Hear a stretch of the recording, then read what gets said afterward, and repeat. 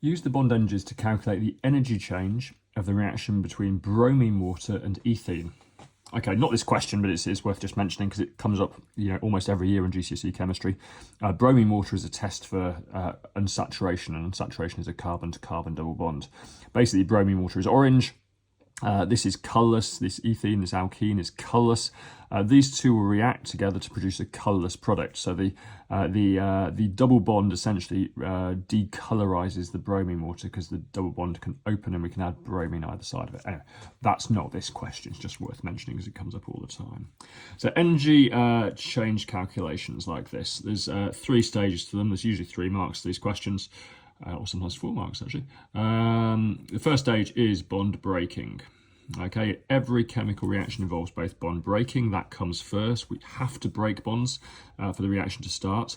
Then after that, we have a bond making of the product. So we're going to have bond making over here. Now, I've not given enough space in this box here. I shall have to make this bigger in your book. So I'm going to go beneath it.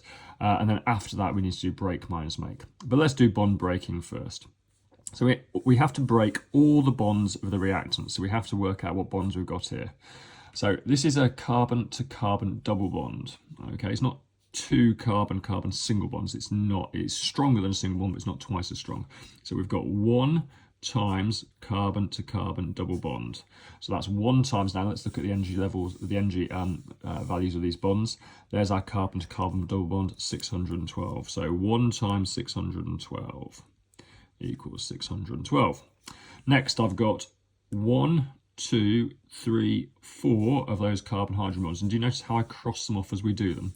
That's going to stop us forgetting any bonds, because a lot of the time people get these wrong because they forget a bond. So that's 4 times, and carbon-hydrogen is 413. 4 4s is 16, 4 13 is 52, so that's going to be 1652. Kilojoules per mole. Last bond, this bromine to bromine bond there, let's cross that out now. So 1 times bromine to bromine.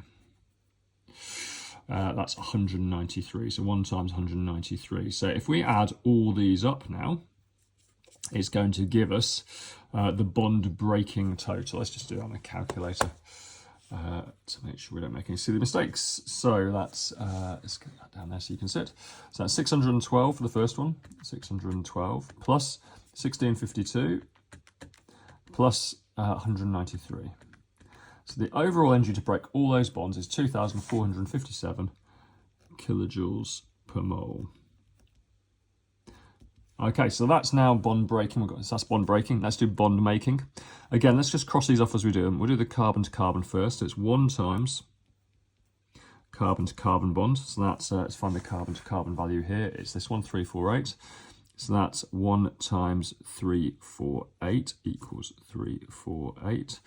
I've got my, so let's cross that one off. I've got my 4 carbon hydrogens, 1, 2, 3, 4. They're still there. So 4 times carbon hydrogen. Carbon hydrogen is 413.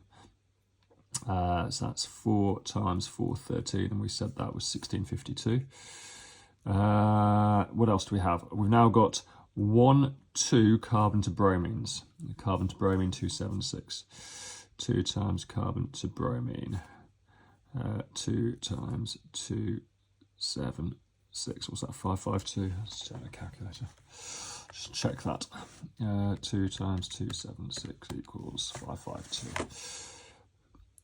552. Right, so let's now add all those up. If we add all those up, that's going to give us our bond making. So 552 is already in there, so 1652 plus 348.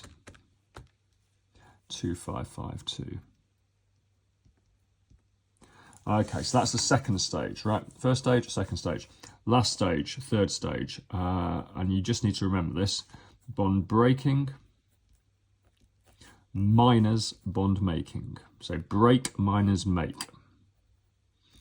Always the same. Break minus make. So that's 2, 4, 5, 7, because that's our bond breaking and that's our bond making. So 2, 5, 5, 2. So subtract those two. So let's put that there. So 2, 4, 5, 7 minus 2, 5, 5, 2 equals. Our answer is minus, that's really important, that, minus 95 equals minus 95. And we must put that minus in kilojoules per mole. If it's negative, like that, it means it's exothermic. If it's positive, it's an endothermic reaction. All these questions and more on aylsham-high-chemistry.com.